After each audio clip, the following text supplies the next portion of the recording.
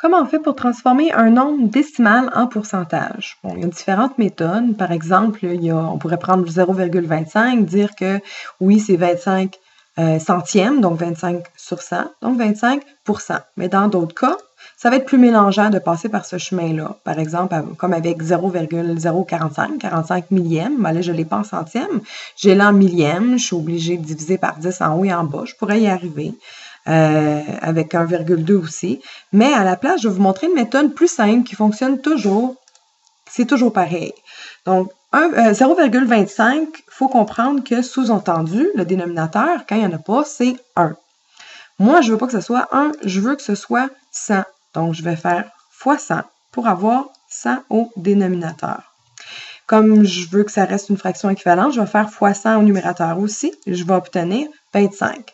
25 sur 100, c'est 25 %. Ce qui revient à dire que, bon, mon 0,25, j'ai juste à le multiplier par 100 pour obtenir 25 %. Et il y a un petit truc, quand on tasse la virgule de 2 positions vers la droite, parce que 100, ça a 2 zéros, je vais l'obtenir le résultat de ma multiplication par 100. Je vais vous donner deux autres petits exemples ici. Donc, on reprend notre 0,045. Si je veux l'avoir en pourcentage, je prends ma virgule, je la tasse de une position, 2 positions vers la droite. Ça va me donner 4,5 %.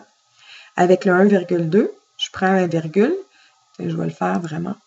Je tasse la virgule de une position et 2 positions vers la droite. Là, c'est certain qu'ici, je dois boucher le trou avec un 0.